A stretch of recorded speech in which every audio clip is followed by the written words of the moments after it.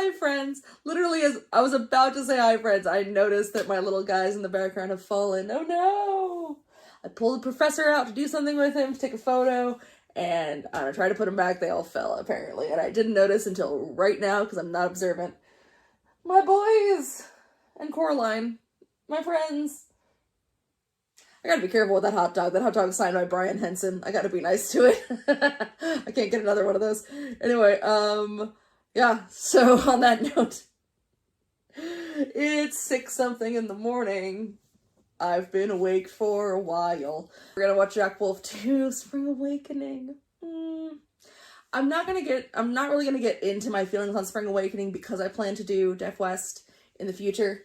And I can get very into my feelings then, but let's just go with, I really like Spring Awakening, and I find the soundtrack in particular to be one that I go to a lot, and I find incredibly relaxing and comforting, even though some of the songs are not subject matter-wise.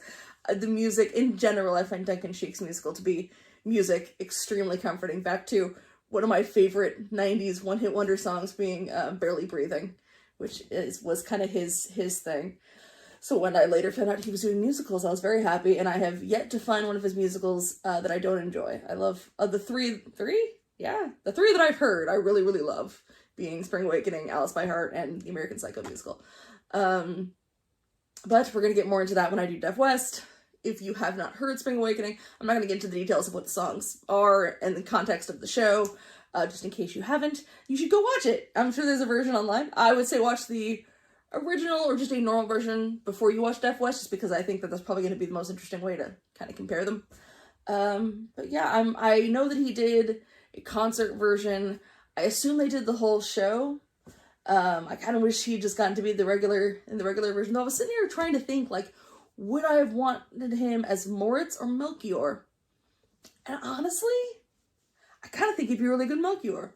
It's hard because I love John Gallagher Jr., the original Moritz, a lot, very intensely. I just in general, not just him in that role, but just like as an actor, I love him in like 10 Cloverfield Lane, in Miseducation of Cameron Post, in like every movie I've seen him in, Short Term 12. I think he's always fantastic. And I just got a copy of Flipped Away, which I plan to one day react to, so I'm not going to watch it until I can react to it, but that's going to be a bit. But anyway, point is, I love Jack, but he has some, I'm going to try to let go of John Gallagher Jr. as I listen to this. I can only find 2 songs that he did, so I'm assuming that's all that there is available. If anyone knows where, like, the actual full concert is available, these are 2, performances, God, I'm sorry, like I said, I'm tired, performances from 54 Below, which, hey, if for some reason, if somehow you're a musical fan and you don't know 54 Below, like, just go look up 54 Below videos, and you're going to find so many amazing performances of just like a little club in New York where a lot of musical actors go to perform, and it's you can find some really, really cool stuff there. They have great themed nights that are wonderful. That I'll sit there and watch any clips I can find of, like their Muppets night, or the little pronoun showdown where they switch pronouns of different things. It's really, really fun. So if there's access to more of the concert, I really would love to know. I'd love to see him do Touch Me, is one of my favorite songs, but Don't Do Sadness, and then There Were None are 2 fantastic songs. I'm thrilled that this is going to be the duet that they are doing, Blue Wind, because I love Blue Wind so much. I'm not familiar with Veronica, what's the last name? Slowakowski. I'm not familiar with her, but I'm sure she'll sound lovely, and I'm just happy to hear this song I like so darn much. I don't know if he's going to be American or in his normal accent. We shall see. But yeah. Anyway, enough of my babbling. Let's hear the pretty boy sing the pretty song. Awful sweet to be a little butterfly, just winging over things and nothing deep inside. Nothing going wild in you know. We're slowing by the riverside, or floating high and blue. Or maybe cool to be a little somewhere. It's kind of cool. They don't obviously have the full instrumentals available, but I like that weird little like percussion kind of coming, almost sounded like bongos. I don't know what they actually have over there. But that sounded kind of cool. Obviously, I like the full instrumental more, but a lot of these songs, because they're not extremely intricate, you can, if they're stripped down like this, it doesn't sound bad at all. And both these songs, both Don't Do Sadness and Then There Were None, especially And Then There Were None, are very, like, all of the songs are pretty emotionally intense when it comes to the story. Maybe not my junk, but besides that, they are. Without giving away the plot, like, the character that he is portraying is, like, one of the more intense characters in the show. He's going through a lot emotionally. And he still manages, even though, like, he's not performing it right now, he still has a delicate way of doing it, which might just be the way he sings. I'd kind of be curious to hear him sing a song as like a more kind of, I don't know, like a more kind of powerful character, because he's so great at playing these little kind of delicate, like, I'm barely keeping it together kind of characters. Well, I guess we saw that a little bit in Next to Normal, during like the I'm Alive reprise and things like that. So yeah, no, I guess we did see that. He was a little bit scary. It's funny because we're about to do Into the Woods, and like, younger him, I think, would have been a really cute Jack. He would have been a lovely little Jack. I did see that he was in, I saw someone mention that he had done Sweeney Todd, though I didn't see who he played. I'm assuming Anthony, which I imagine he'd be good at, but I don't know. I was through everything, then away again. He does also, oh, I'm sorry, I just stopped him. Sometimes I get annoyed, and it's very silly, when people will put in little riffs that I don't think should be there if I've heard it one way the whole time. I actually really like it when he does it. It's these little, like, when he dipped on away right there, that don't sound like someone, it's simple, obviously that one's simple, but don't sound like someone just trying to, like, show off or something. It just kind of, him in the moment did that. I really like it when he does it so far. Do you know what I mean? Like, sometimes I get a little annoyed when people, like, go crazy on the riffs, or just feel like they're showing off. They're just kind of trying to not even make the song their own, just, like, don't even get, like, would rather show off than actually perform the song. I don't feel like he's doing that. I think he's just kind of feeling the song in the moment. Then away again, with the taste of dust in your mouth all day, but no need to know. Like sadness, you just sail away. You know, I don't do sadness, not even a little bit. I just don't need it in my life. I don't want any part of it. I don't do sadness. Hey, I've done my time. Looking back on it all, man, it blows my mind. I don't do sadness, so been there. Don't do sadness, just don't care. He sounds beautiful. There's so many high notes you have to hit in this song, and he sounds gorgeous. If I was going to change anything, and granted this is just him performing it, like, in a little thing, he's not really in the play, I wish there was a little bit more gruffness to, like, don't want any part of it, like that kind of when it gets lower. I can't sing, and especially can't do it at 6 in the morning. I wish it got a little bit deeper to go against, to juxtapose the beautiful high notes.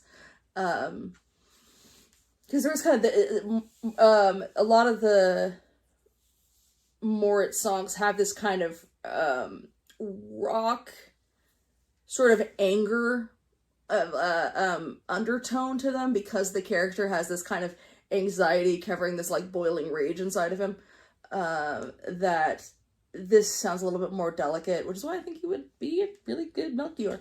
Let me know what you guys think, if you'd rather, well, who should he play, Moritz or Melchior?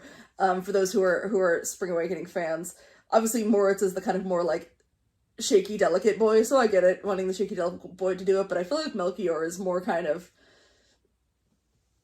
he's not, we'll get into it. I have complicated feelings about Melchior. I think it's really interesting. But I want to kind of see him doing, Mirror Blue Light. Alright, let's go.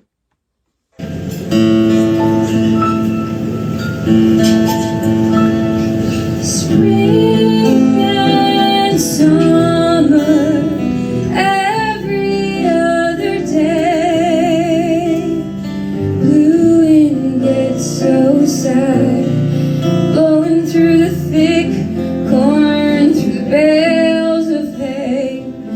The open books on the grass, spring and summer.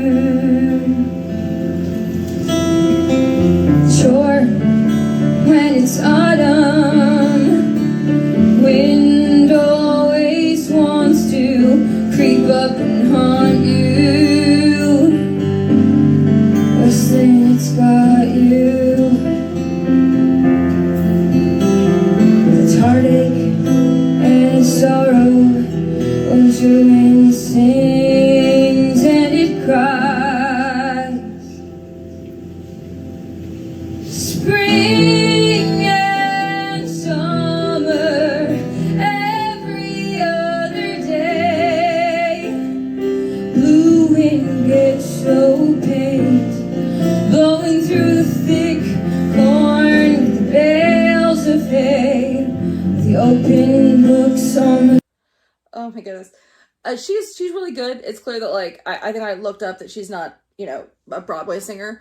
Again, this is like 1,000 times better than I'm not like downplaying her singing. She sounds really good, but I do want to say that because I actually, if we're gonna break apart Don't Do Sadness and Blue Wind, I love Blue Wind. I adore Blue Wind so much. Same with like Purple Summer. Both those songs I just find to be really like I'll just sit there in my car like half asleep and sing them to myself if I'm like I have memories of like showing up to work early. I used to carpool, not carpool, sorry. I used to drive to work, and I lived really far away from where I worked. I lived about 2 to 4 hours depending on traffic from where I worked.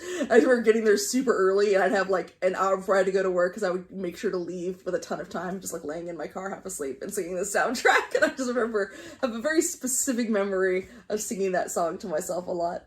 When I was just like stressed out and trying to calm down. Those were one of my calm down songs.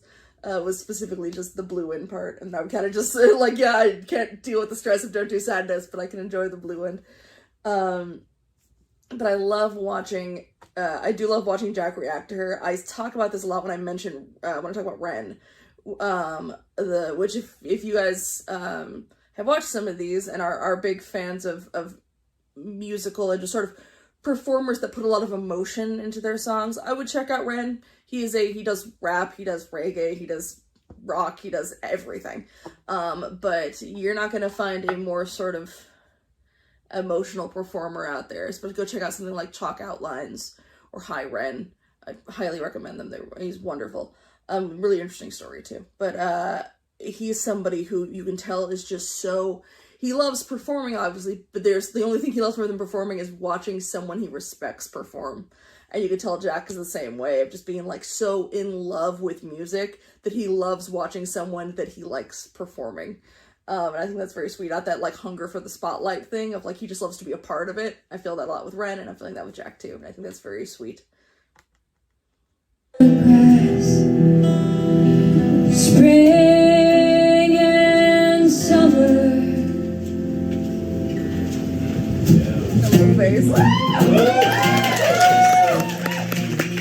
I should be some kind of laundry light. Hang their things on me, and I will swing undry. You just wave in the sun through the afternoon, and then see they come to set you free. Beneath the rising moon, you know I love it.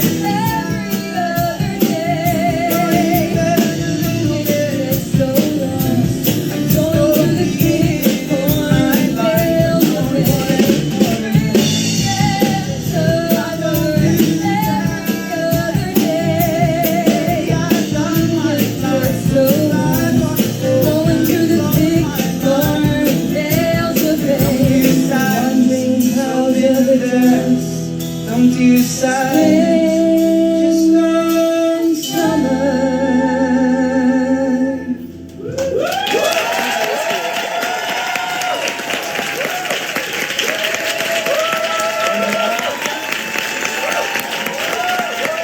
And now we're doing And Then There Were None. Such a peppy song.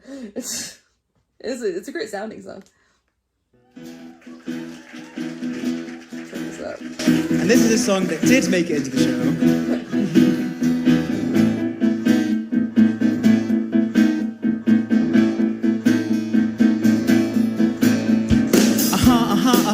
Well, fine, not like it's even worth the time. But still, you know, you wanted more. Sorry, it won't change, been there before.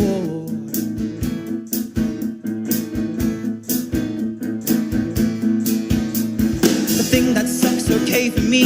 $1,000, I'm like scot-free. And I mean, please, that's all I need. Get real, okay, by now you know the score.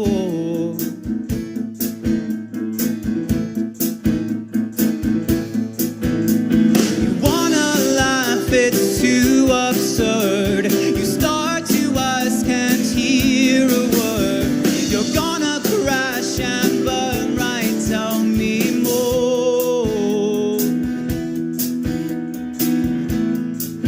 It's so hard because I don't know him well enough. Like, I don't know his baseline, so I don't know if these little choices that I'm seeing are choices. If they're acting choices, I'm like, oh, that's such a great thing for Melchior in this moment, but I'm like, maybe that's just Jack, because I don't know him that well. Well, he'll like stop a line and I'm just kind of looking to the side, or it's like you just, I don't know if I'm like projecting a story that's not there, basically is what I'm saying. Because the great thing is a little brief thing of Spring Awakening is that them singing at microphones is what they do in the show. Especially at this part, he's just singing at a mic stand. And there's another part to it, but it's not a song, so it's not a singing part, so they've cut it, which makes total sense. But he's trying to pretend like everything's fine, barely. Like, it's clear he's building up all this anger, whereas in this, like, he's about to snap, like, everything's falling apart in his life. Whereas in this, it's more like, the way he's performing, it looks like he's almost disassociating. He's like, and then just kind of snaps and stares off with these, like, kind of big panicked eyes, but it's like he's just sort of like saying the words of like, yeah, it's fine, not, you know, it's like whatever sort of a thing, just kind of tossing off like, it's no big deal, it's whatever, gonna crash and burn, tell me more. But his eyes, it's like he's physically not even there anymore. Like, he knows that like this was his one last shot, this thing that he wanted that he's not gonna get, that he's put all his mind into thinking this is the only way I can be saved, it's not gonna work out. And so in his head he's already gone. Or is this just Jack being nervous in front of a crowd? I don't know! Am I crazy? Please, people who have seen him perform more, tell me if I'm putting too much thought into this. Because I'm really into this Moritz performance now. I'm just looking really... like he's already... instead of being angry and falling apart, it's almost like he's already 2 steps ahead of like, my life's over. I'm done. I'm finishing this song because I need to finish this song. But I'm already gone. And that's so heartbreaking. Oh. Just kind of, and then just deflates a little bit. Okay, so now we do the play. Act like we so care, know where you'll write my folks. Well, okay, babe, that's how it goes. You can only keep the smile... you only keep the smile going while the line's going. That's the most he can do. And then the minute that he stopped speaking, it deflates again. It's really cool. I'm just gonna pretend like this is on purpose so I don't sound like a maniac, but if I am, apologies. They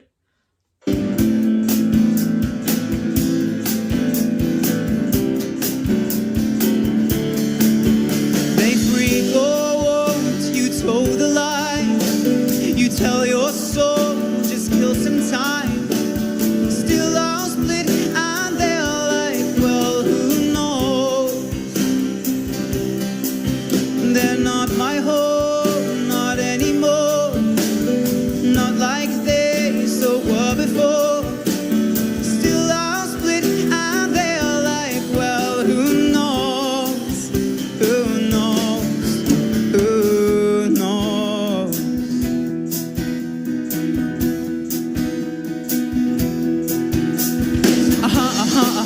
Well, fine, not like it's even worth the time. But still, you know, you wanted more. Okay, so nothing's changed, heard that before. Wanna laugh, it's too absurd. You start to ask, can't hear a word.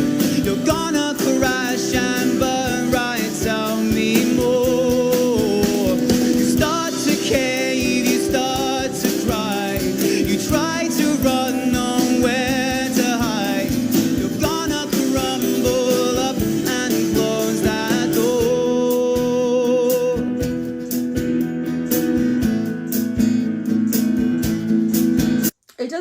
think about how great he was at not singing with an accent, because I feel like singing and screaming are the two things that are the hardest to do without letting your actual accent slip through. It's freaking hard, man. Not that I've done it much. I've done accents a couple times for like D&D purposes and things like that. But it is hard. It is hard when you're screaming to keep up an accent. But you'll hear it in like a lot of musicals and stuff. That's the hard thing to keep going, is to remember all the different things. And he sounded so like I never heard slips. Maybe that was just me. I never heard any slips while he was singing in Next to Normal. It was so funny because when I was watching the behind the scenes stuff, I at this point like didn't know. I just assumed, oh, it's the UK cast, so I guess everyone's from the UK. And so that was, Diana's actress was just American. I'm like, oh, okay. Like I just felt so, I didn't know who to trust. Being a huge fan of people that I never know where they're from is always funny to me, where like I've become fans of them, like I was a huge fan of Hugh Laurie, and then seeing him on House, and I'm just like, what's happening? Because I was a fan of his, like, his UK stuff. I was a fan of, like, Fry and Laurie and Jeeves and Wooster and a lot of his, like, early, more sketch comedy stuff. And so I just saw him as, like, this sweet, silly English boy, and then he was House, and it freaked me out. So yeah, no, we just have to point out the fact that he did such a great job. He sounds wonderful in his own accent as well. But it just makes me think like, man, he did a really good job covering it up in Next to Normal. Just fuck it right enough, that's it. You'll still go on well for a bit. Another day of utter shit. And then there were none. Then there were none.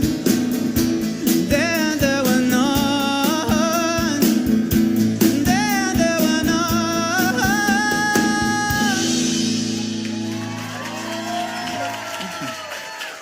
He's got one of those freaking effortless voices, man. I'm so glad I found this dude. And I gotta go follow. I just want to... it's so rare that I'll find a musical that I just kind of want to, like I'm attached to every single member of this cast now. I need to go find everything they've ever done. Usually it'll be, like, one person that I'm like, I need to follow you. In the Next Normal cast, it was like, you're all mine now. I'm following everyone here. I'm obsessed with all of you kind of equally. That is, I can't remember the last time that happened. Maybe Spring Awakening, honestly. It's been a hot minute. So there we go. I hope any of this made sense, because as I said, I'm on very little sleep. You're gonna find that's a commonality for me. But yeah, part of the way through this, I'm just like, what am I saying? I would just kind of babble talking, but this was still enjoyable. So yeah, thanks so much, gang. I will possibly be back soon talking about, the Next Normal original version, or if I have nothing to say, I'm just gonna hop into, like I said, the countdown, and then which no one cares about but me, and then Into the Woods, which I'm very excited about. And actually a question. I knew a lot about Next to Normal going in. Well, I'd see the original, and the operatic version. I've seen the movie Into the Woods, and that's it. And I saw it once. Do you guys want me to have watched the movie again right before I watch the musical? Because I'm going to be watching the 1991 Pro Shot.